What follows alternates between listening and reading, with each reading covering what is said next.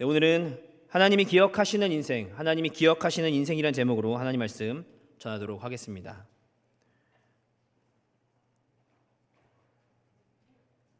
오랜만에 이렇게 이 자리에서 여러분들께 인사를 드리니까 참 좋은 것 같습니다.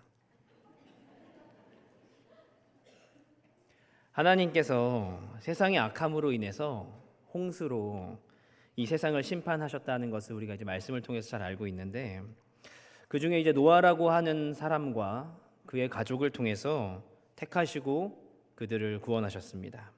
이 홍수라고 하는 것이 150일간의 시간 동안 계속되었어요. 오늘 우리가 읽은 이 창세기 8장의 말씀은 하나님께서 이제 홍수가 그치고 노아가 이제 방주에서 나오는 그 내리는 장면을 보여주는 말씀인데요. 이 말씀을 통해서 우리의 인생에 어떤 인생에 하나님의 구원이 임하는가, 또한 그 인생은 어떤 삶을 살아가야 하는가를 우리가 나누어보는 시간을 가져봤으면 좋겠습니다. 첫 번째는 하나님이 기억하시는 인생에 구원이 있다는 것입니다. 오늘 1절 말씀을 보시면은 하나님이 노아와 그와 함께 방주에 있는 모든 들짐승과 가축을 기억하셨다라고 말씀을 합니다. 하나님께서 기억하셨다. 하나님이 기억하시는 것에서부터 그 하나님의 구원이 시작이 된다는 것입니다. 하나님이 기억하시는 삶이 되시기를 간절히 바랍니다. 여기서 이 기억이라고 하는 단어가 히브리어로 자카르라고 하는 단어를 사용합니다. 이 자카르라고 하는 단어는 기억하다 또는 기념하다라는 의미로 우리가 볼 수가 있는데요.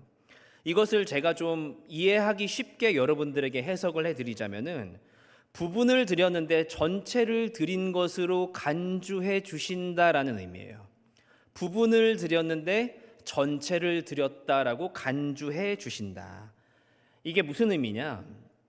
레위기 2장 2절의 말씀을 보시면요, 이 소재에 대한 개념을 이제 우리에게 말씀을 해주십니다. 거기 보시면은 말씀 앞에 있는데, 아론의 자손 제사장들에게로 가져갈 것이요, 제사장은 그 고운 가루 한 움큼과 기름과 그 모든 유향을 가져다가 기념물로 제단에 불사를 지니 이는 화제라, 여호와께 향기로운 냄새니라, 이렇게 얘기하는데, 여기서 기념물, 이 기념물이라고 하는 단어가 같은 어원을 갖고 있어요. 이 소제라고 하는 제사는 곡물로서 드리는 제사인데요. 어떻게 드리냐면은 이제 사람들이 곡물의 가루를 가지고 옵니다. 그러면 제사장들이 거기서 이제 한 움큼을 집어서 그거를 이제 단 위에 올려놔요. 그리고 그것을 태웁니다. 그리고 남은 것들은 이제 제사장이 사용을 해요. 제사장들이 먹는데, 그러면 하나님께서 여기서 뭐라고 하시냐면은 그 한 움큼을 제사를 드린 것을 이 제물의 전체를 다 드린 것으로 여겨 주신다는 거예요. 거기서 이제 이 레위기에서는 아즈카라라고 하는 단어를 사용했고, 그 같은 어원을 갖고 있는 오늘 말씀에서는 기억하다라고 하는 단어는 자카르라고 하는 단어를 갖고 있는데, 이런 것과 같이 한 부분을 드렸음에도 하나님께서는 전체를 다 드렸다고 여겨주신다는 거예요. 이것이 하나님의 은혜인 줄로 믿습니다. 우리가 가질 수 있는 죄에 대한 잘못된 생각이 한 가지가 있는데요. 그게 뭐냐면은, 예를 들어서 우리가 어떤 죄를 지었는지 사실 어느 정도 알고 있습니다. 그래서 내가 예전에 이런 죄를 지었지, 또는 뭐 최근에 이런 죄를 지었지, 그런 생각을 하고 있는데, 거기서 오는 오해가 뭐냐면은, 예를 들어서 내가 100 정도의 죄를 지었다면요, 내가 그 100 정도의 죄에 합당한 또한 100 정도의 어떤 선행이나 공로가 나의 삶에 있다고 생각할 때가 있다는 거예요. 100 정도의 의가 나에게 필요하다고 여기는 것이죠. 그러니까 내가 죄를 지었으니, 이만큼 지었으니 난 이만큼 더 헌신하고 순종해야 된다라는 의식이 우리 가운데 있다는 것입니다. 근데 이것을 잘 정리한 단어가 뭐라고 얘기하냐면, 이것을 율법주의라고 얘기를 해요. 우리의 공로나 순종이 절대 우리 죄의 문제의 해결이 사실 되지 않습니다.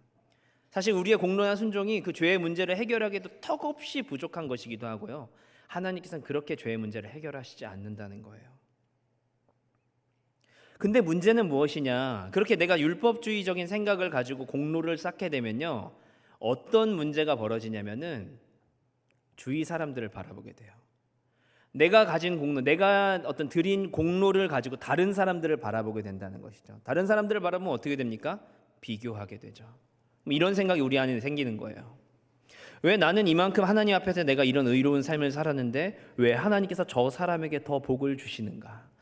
내가 봤을 땐 저 사람은 하나님께 하는 것이 별로 없어, 나보다는 적어 보이는데 왜 하나님께서는 저 사람에게 나보다 많은 복을 주실까라는 생각을 하게 된다는 거죠.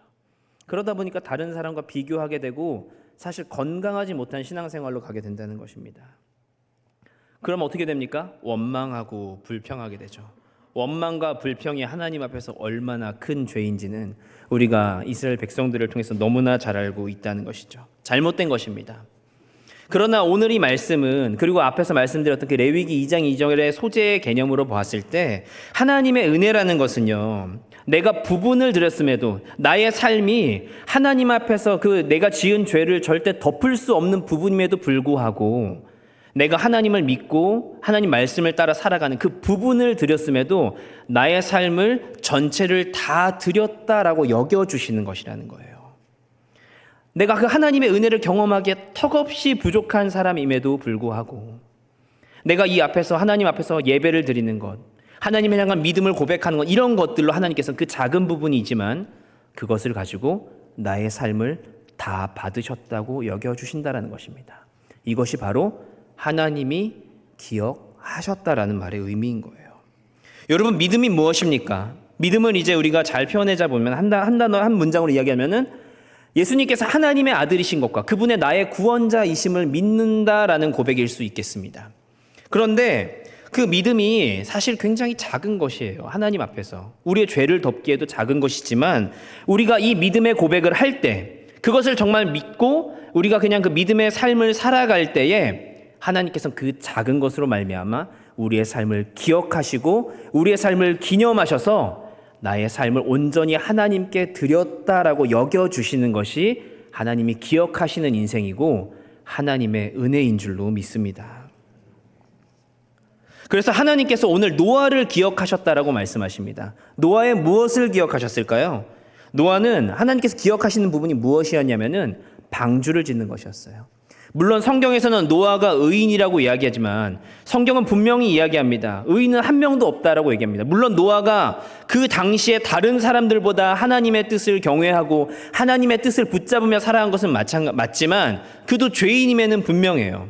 자신의 죄의 문제를, 죽음의 문제를 해결할 수 없는 사람이라는 것입니다. 그러나 하나님께서는 노아를 택하시고 노아에게 어떤 순종을 요구하셨는데 그것이 뭐냐? 방주라는 거예요. 그래서 노아는 그 방주를 만들라는 말씀에 순종함으로써 또한 그 하나님의 뜻을 믿음으로써 구원을 받았다라는 것이죠. 하나님의 말씀을 순종하여서 방주를 만들므로써 그리고 그 방주에 타면서 그 안에 있는 것만으로도 하나님께서 그것을 기억하시고 노아의 모든 삶을 받으셨다라는 것입니다. 그리고 그로 인해서 노아는 구원을 받았죠. 우리가 잘 아시다시피 사사기에 삼손이라는 사람이 있습니다. 우리가 이전에 담임 목사님께서 사사기 말씀을 전하셨기 때문에 삼손에 대한 이야기를 많이 들었는데요. 우리가 잘 아시다시피 삼손이라는 사람은 사사, 그러니까 하나님의 사람이면서도 굉장히 인간적인 사람이었어요. 하나님이 주신 능력과 지혜와 그 모든 것들을 자신의 욕구와 자신의 뜻을 이루기 위해 사용했다는 것입니다. 그래서 그의 최후가 어떻습니까? 블레셋 사람들에게 잡혀가지고 두 눈이 뽑히고 온갖 조롱과 수치를 당한 것을 우리가 잘 알고 있지 않습니까? 그런데요, 성경은 이 삼손이라고 하는 사람에 대해서 어떻게 평가를 하냐면은 히브리서 11장에서 이 사람에 대해서 평가를 하는, 이야기하는 내용이 있는데요. 히브리서 11장 32절을 보시면은 내가 무슨 말을 더 하리요? 기드온, 바락, 삼손, 입다, 다윗 및 사무엘과 선지자들의 일을 말하려면 내게 시간이 부족할 것이다 라고 이야기를 합니다. 그가 삼손이라고 하는 자가 사사이면서도 하나님의 사람이면서도 형편없는 인생을 살았지만 그 사람의 최후가 어떻습니까? 마지막에 이제 잡혀서 이제 주름을 타고 있을 때 그 사람이 이제 하나님께 기도를 올려드리는 거예요. 하나님, 마지막으로 나의 기도를 들어주십시오. 내가 이들을 마지막으로 벌주게 하여 주시옵소서. 나를 사용하여 주시옵소서. 하나님께서 그 삼손의 기도를 들으신 거예요. 기도를 들으시고 그 기도를 기억하신 거죠. 그래서 이 삼손은 믿음의 사람으로서 비록 그의 일생의 삶이 하나님의 사람임에도 불구하고 굉장히 인간적인 삶을 살았지만 하나님께서는 이 히브리서의 말씀을 통해서 이 사람도 믿음의 사람이었다라고 여겨주시는 거예요. 또 한 사람의 이야기가 있습니다. 신약의 누가복음 23장을 보시면요, 예수님과 함께 같이 십자가에 달려 죽은 사람이 있어요. 2명의 사람이 있었는데 그 중에 한 명이 이야기합니다. 예수여, 당신의 나라가 임할 때에 나를 기억하여 달라고 말씀을 합니다. 그러니까 예수님께서 뭐라고 말씀하십니까? 내가 오늘 나와 낙원에 함께 있으리라고 말씀해 주시는 거예요. 이 사람은 아마 십자가에 달릴 만한 아주 흉악하고 악한 짓을 했을 것입니다. 아마 그런 면에서 봤을 때 이 사람의 인생이 얼마나 악한 인생을 살았겠어요. 그러나 그 십자가에 달린 그 순간, 죽기 직전의 그 순간에 예수님을 향한 그 믿음의 고백으로 말미암아 예수님께서 그를 기억하셨고 그를 구원해 주셨다. 이것이 바로 하나님께서 기억하시는 인생이라는 거예요. 우리의 공로나 우리의 어떤 모습이 중요한 것이 아닙니다. 우리의 구원에 사실 그 어떤 것도 그것이 합당할 수가 없습니다. 그러나 하나님이 기억하실 때, 우리의 그 믿음을 기억하여 주시고 우리의 순종을 기억하실 때 하나님의 구원이 우리에게 임한다는 거예요. 그렇기 때문에 우리의 신앙생활 가운데 우리의 믿음은 어떤 세상의 그 마일리지와 같이 이렇게 차곡차곡 쌓이는 그런 개념이 사실 아니에요. 우리가 이런 생각을 쉽게 빠질 수 있는데, 제가 지금까지 여러분들에게 드린 말씀에 의하면은 정말 그 한순간의 믿음의 고백이 그 한 부분을 하나님께 드림으로써 말미암아 하나님께서는 전체를 다 받았다라고 여겨주신다는 것입니다. 그런 면에서 보았을 때요, 오늘 우리가 드리는 이 예배가 마지막이 될 수도 있습니다. 그러나 오늘 우리가 드리는 이 예배가 정말 하나님께서 기뻐 받으시는 예배, 하나님이 원하시는 예배를 여러분들이 드리신다면요, 이렇게 얘기해서 죄송합니다만 여러분 지금까지 어떤 인생을 살아왔든지 간에 오늘 그 단 한 번의 예배로 말미암아 하나님께서는 여러분의 모든 삶을 받은 것으로 여겨주신다는 것을 기억하시길 바랍니다. 아마 이 자리에 오신 분들 가운데 어떤 분들은 원치 않아서 오신 분들도 있을지 모르겠어요. 아내가 가자 그래서, 가족들이 함께 가자 그래서, 가정의 평안을 위해서 오신 분이 있을 수도 있겠죠. 그러나 그런 동기임에도 불구하고 이 자리에서 하나님께서 기뻐 받으시는 그런 예배를 드리신다면은 하나님께서는 그 인생을 기억하실 줄로 믿습니다. 그렇기 때문에 우리는 매 순간 드려지는 예배를 진심으로 드리는, 하나님께서 기뻐 받으시는 예배를 드리는 것을 노력하는 것이 굉장히 중요하고, 예배뿐만이 아니라 우리의 삶의 모든 순간순간 가운데에 그 하나님의 은혜와 하나님의 임재를 구하면서 하나님의 인도하심을 구하며 살아가셔야 한다는 거예요. 하나님께서 그 순간을 받으신다. 그 순간을 통해서 나의 삶의 전체를 받으시는 줄로 믿습니다. 출애굽기 24장부터 22장 24절 25절 말씀을 보시면요, 하나님께서 어떻게 얘기하시죠? 그 이스라엘 백성들을 구원하시기 전에, 출애굽하시기 전에 그들에 대한 것을 들으시는데 뭐라고 말씀하시냐면은 하나님께서 그들의 고통의 소리를 들으시고 하나님께서 아브라함과 이삭과 야곱에게 세운 그 언약을 기억하사, 그 다음에 25절입니다. 하나님이 이스라엘 자손을 돌보셨고 하나님이 그들을 기억하셨다라고 이야기를 합니다. 하나님께서 그들의 고통의 소리를 들으시고 또한 그 언약을 기억하셔서 이스라엘 자손을 돌보셨고, 그리고 그 모든 것들이 하나님을 기억하시게 만드셨다는 거예요. 들으시고 기억하시고 돌보시는 것, 그리고 단 한 번의 예배로, 단 한 번의 기도로 하나님께서 들으시기도 하고 돌보시기도 하고 언약을 기억하시기도 한다는 거예요. 그리고 그런 것들을 통해서 하나님이 기억하시면은 하나님께서 그 삶의 모든 전체를 받으신다는 것으로 여겨주시는 것입니다. 이것이 하나님의 은혜입니다. 그렇기 때문에요, 우리의 삶의 매 순간순간 가운데 하나님이 기억하실 만한 인생을 우리는 살아가야 돼요. 이 예배의 순간뿐만이 아니라 일상 가운데서도 그 하나님의 임재를 구하며 하나님의 인도하심을 구하며 하나님께서 기뻐 받으시는 삶이 될 수 있도록 우리는 매 순간을 살아가야 한다는 것입니다. 그렇게 하나님께서 기억하시는 인생을 살아갈 때에 하나님의 구원이 임하는 줄로 믿습니다. 그 다음으로 보실 것은요, 하나님이 기억하시면 어떤 일이 일어나는가? 하나님이 기억하시면은 하나님이 바람을 불어주신다는 것입니다. 8장 1절 후반부를 보시면은 이제 하나님이 바람을 땅 위에 불게 하심에 물이 줄어들었다라고 이야기를 합니다. 그리고 5절을 보시면은 물이 점점 줄어들어 10째 달 곧 그 달 초 하룻날에 산들의 봉우리가 보였다라고 이야기를 합니다. 어디서부터 그 구원의 역사가 나타나기 시작하냐면은 이제 하나님이 바람을 불어주심으로 그 물이 마르기 시작했다라는 거예요.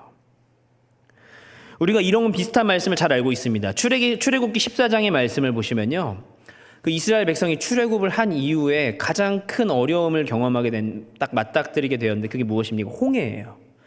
그래서 이제 홍해를 앞에 두고 이제 뒤에는 이 애굽의 군사들이 쫓아오고 있는데 하나님께서 그 상황 가운데 어떻게 하십니까?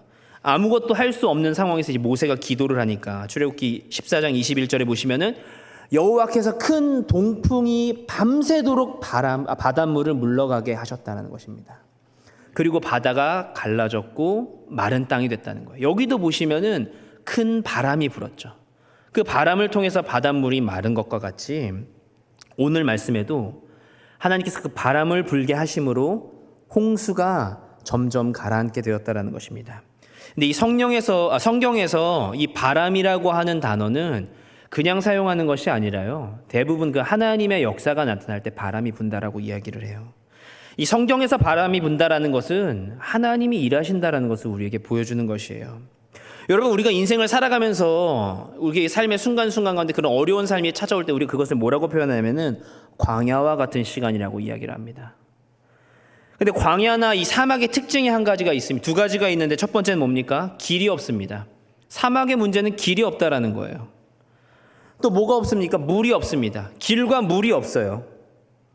그러니까 그곳에서 아무것도 하지 못하고 죽어가는 것이죠. 근데 이사야서 43장 19절 말씀을 보시면요, 보라 내가 새 일을 행하리니 이제 내가 나타낼 것이라 너희가 그것을 알지 못하겠느냐. 내가 반드시 내가 광야의 길을 사막에 강을 낼 것이다 라고 말씀하시는 거예요.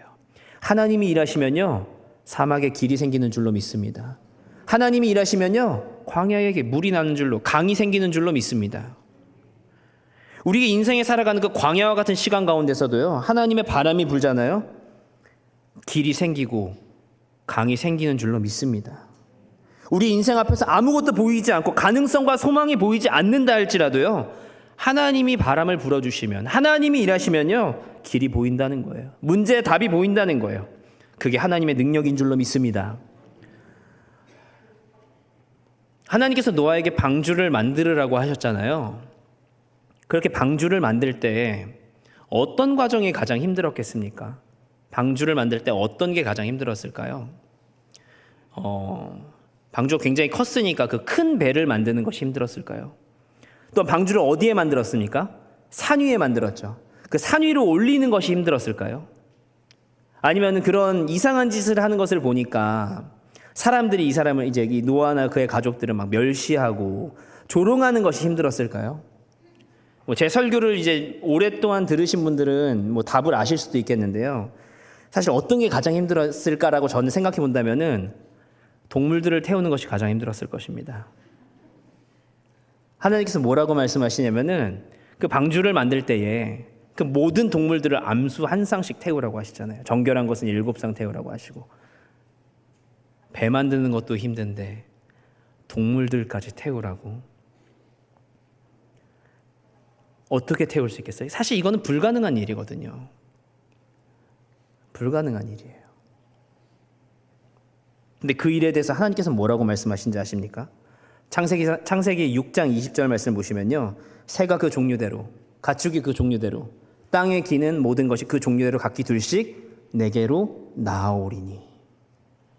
뭐라고 말씀하세요? 네 앞에 나올 거야. 하나님께서 그들을 잡아서 넣으라고 하셨는데 결국엔 하나님께서 뭐라고 말씀하시냐면은 그 모든 동물이 내 앞에 나올 것이다. 이게 바로 하나님을 향한 믿음을 가진 인생이 살아가는 방법입니다. 우리가 인생을 살아가다 보면은 문제를 내가 해결해야 된다고 생각하죠.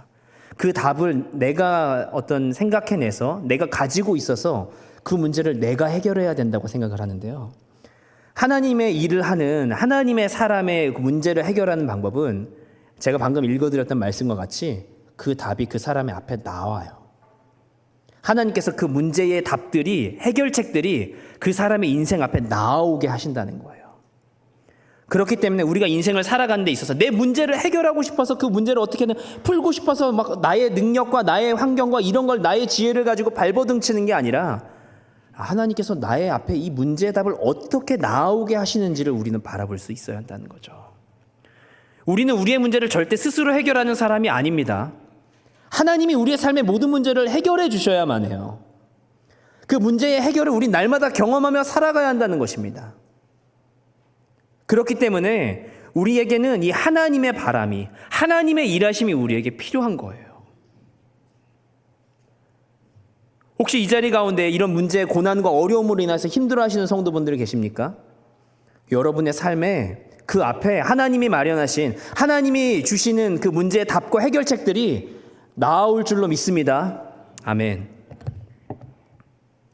우리가 잘 아시다시피 그 출애굽한 이스라엘 백성이 먹을 것으로 불평할 때 하나님께서 다 주시잖아요.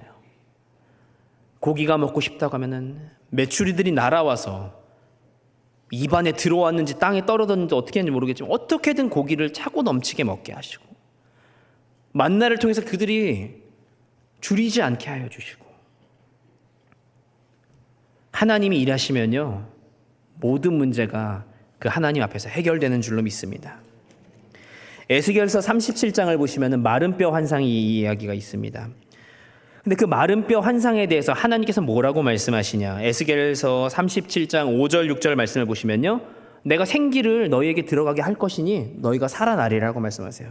그러면 생기가 들어가서 어떻게 되냐? 마른 뼈가 군대가 되는 것입니다. 하나님의 생기가 들어가면요 마른 뼈가 군대가 된다고 말씀하십니다. 그리고 실제로 그 일이 일어났어요. 근데 여기서 이 생기가 앞에서 말했던 그 바람이라고 하는 단어와 동일한 단어예요. 하나님께서 주시는 우리의 생기가 우린 날마다 있어야 하는 줄로 믿습니다. 하나님께서 기억하신 인생에 하나님의 바람이 분다는 거예요. 하나님께서 기억하신 인생의 그 생명과, 하나님이 주시는 생명과 하나님의 구원이 임한다는 것입니다. 그렇기 때문에 하나님이 불어주시는 그 바람, 그 생명, 그 생명을 날마다 경험하시는 여러분 되시기를 간절히 바랍니다. 그럼 마지막으로 우리가 한 가지 더 돌아보아야 할 것은 우리는 어떻게 살아가야 되냐? 인내하고 예배하면서 살아가야 한다는 것이죠. 이제 바람이 불고 물이 빠지기 시작했습니다. 그런데 우리가 생각했을 때 이 바람이 이렇게 무슨 수조에 물 빠지듯이 이렇게 바로 빠졌다고 생각하실 수도 있는데, 이 물이 다 빠지는데 시간이 얼마나 걸렸냐면 총 1년하고도 10일이 걸렸어요. 그러니까 하나님께서 물이 빠질 것이다 라고 말씀하신 다음에 실제로 이들이 물이 빠지기까지 나온 시간이 얼마였냐면 1년하고도 10일이 걸렸다는 거예요. 우리가 생각했을 때 물이 빠졌다 그러면 한 다음 주쯤 나가면 되지 않을까 이렇게 생각할 수 있는데 사실 많은 시간이 걸렸다는 것이죠. 그래서 이제 그 사이에 뭐 까마귀도 보내고 비둘기도 보내고 이런 것들을 하는데, 이것이 우리에게 주시는 것이 뭐냐? 하나님께서 그 일을 행하시겠다라고 말씀하시는 것이 또한 즉시 이루어지는 것이 아닐 수도 있다는 거예요. 그런데 그것은 하나님의 일이니까 그럼 우리는 그 앞에서 어떤 삶을 살아가야 되는가? 인내하는 삶을 살아가야 된다는 거죠. 기다리는 삶을 살아가야 된다는 거죠. 언제까지? 하나님이 다 됐다라고 말씀하실 때까지. 노아의 입장에서 본다면은 하나님께서 나오라고 하실 때까지는 그냥 방주 안에 있어야 되는 거예요.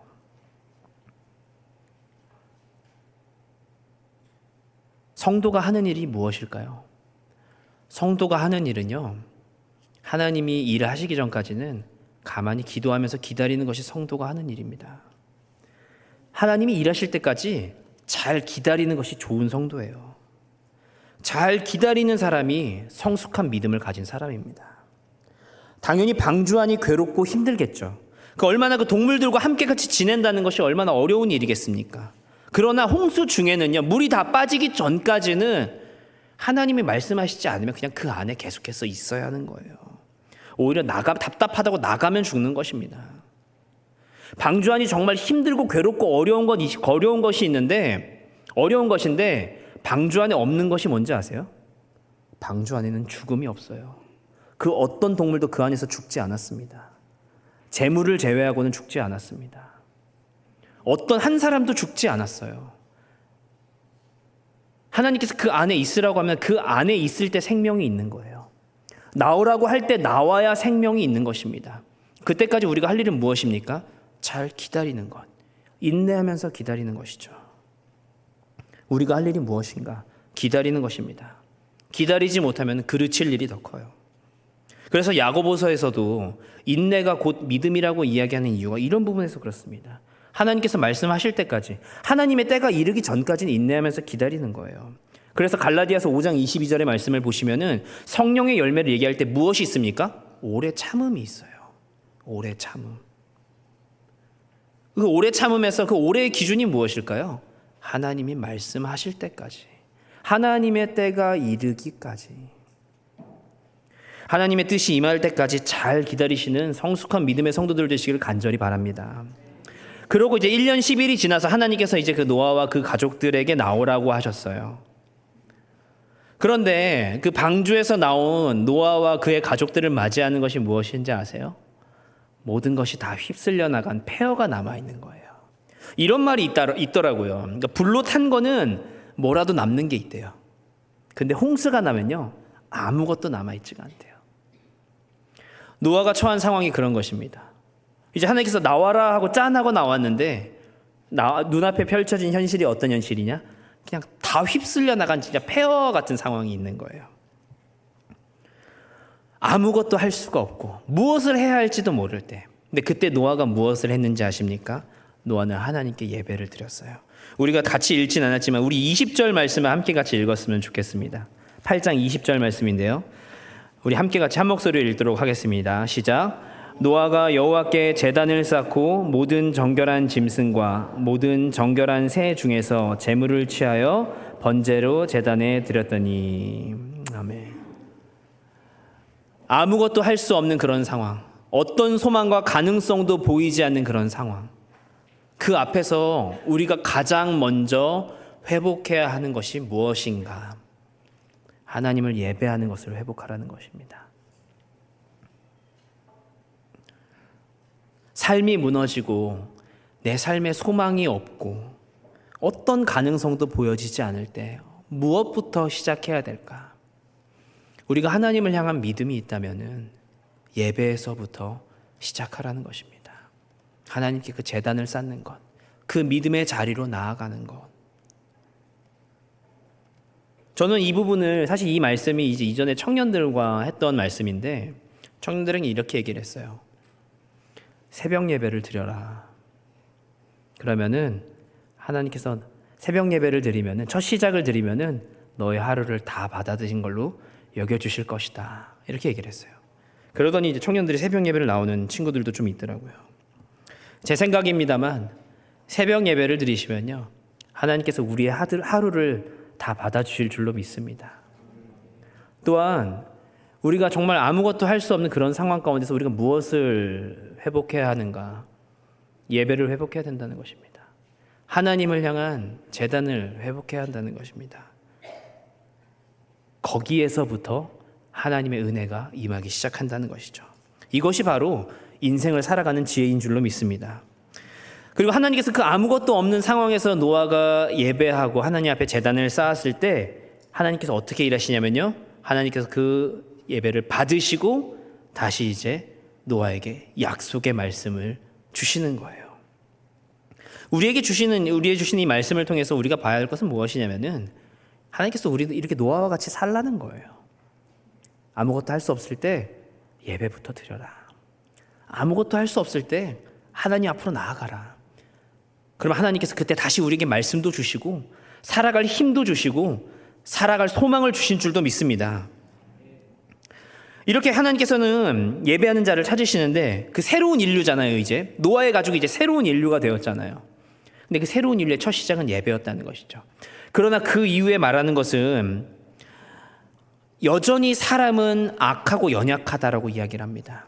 21절 말씀을 후반부를 보시면요, 내가 다시는 사람으로 말미암아 땅을 저주하지 아니하리니 이는 사람의 마음이 계획하는 바가 어려서부터 악하다.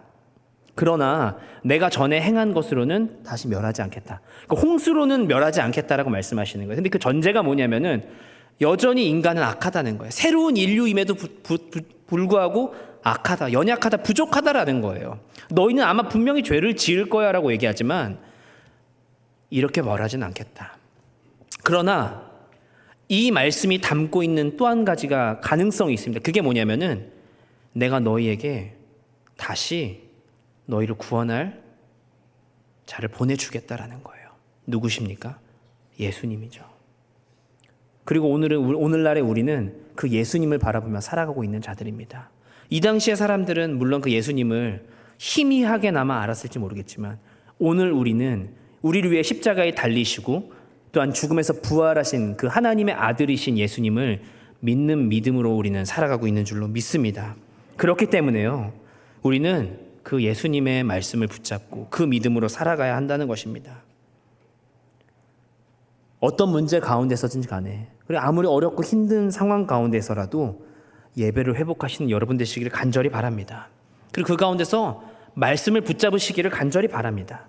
그러면은 하나님이 주시는 승리를, 또한 여러분의 삶을, 여러분을 괴롭게 하는 그 문제의 해답을, 해결책을 하나님께서 주실 줄로 믿습니다. 말씀을 맺겠습니다. 오늘 말씀의 제목과 같이 하나님께서 기억하시는 인생을 살아가시기를 바랍니다. 그러면 하나님께서 우리의 삶에 하나님의 바람을 불어주실 줄로 믿습니다. 하나님께서 임재하실 때까지, 하나님께서 일하실 때까지 믿음으로 기다리시고 또한 예배를 회복하고 예배자의 삶을 살아갈 때에 하나님께서 반드시 우리를 건지시고 우리를 살리시고 우리를 통하여서 하나님의 일들을 나타내실 줄로 믿습니다. 이런 인생을 살아가시는 우리 모든 화흥교회 성도들 되시기를 간절히 바랍니다.